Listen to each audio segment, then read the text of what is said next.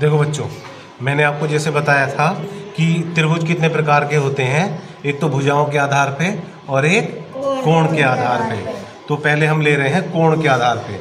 जब त्रिभुज के तीनों कोण 90 डिग्री से कम हो, तीनों कोण 90 डिग्री से कम हो, तो ऐसे त्रिभुज को न्यून कोण त्रिभुज कहते हैं। और जब एक कोण 90 डिग्री से ज़्यादा हो, देखो ये एक कोण जो है 90 डिग्री से ज़्यादा है। अगर मैं इसे लगाऊं तो ये 90 डिग्री का कोण है और ये एक कोण ज़्यादा हो गया। ये 90 डिग्री का कोण है, इससे ये वाला कोण और ज़्यादा है। ठीक है, तो ये अधिक कोण त्रिभुज हो गया। और एक होता है समकोण त्रिभुज। जब एक कोण 90 डिग्री का हो, ये देखो ये वाला कोण 90 डिग्री का हो गया ना, तो ये कोण 90 डिग्री का है तो समकोण त्रिभुज हो गया।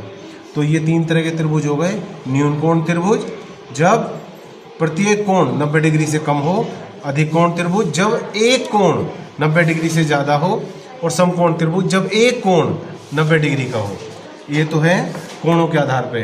अब आ जाइए भुजाओं के आधार पे। भुजाओं के आधार पे क्या होता है? विषम बाहु त्रिभुज। विषम बाहु त्रिभुज जब तीनों भुजाएं अलग अलग लंबाई की होती हैं तो विषम बाहु त्रिभुज कहलाता है। और समद्विबाहु त्रिभुज जब ये दोनों भुजाएं, कोई सी भी दो भुजाएं बराबर लंबाई की हो तो समद्विबाहु।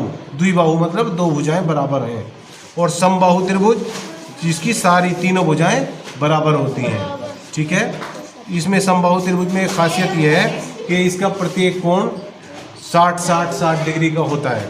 ये भी 60, ये भी 60, ये भी 60। और समद्विबाहु में दो भुजाएं बराबर है तो इनके सामने के कोण भी बराबर होते हैं। इसकी तीनों भुजाएं अलग अलग हैं, लंबाई की अलग अलग हैं, तो इसके तीनों कोण भी अलग अलग होते हैं। ठीक है, इतना समझ गए आप लोग?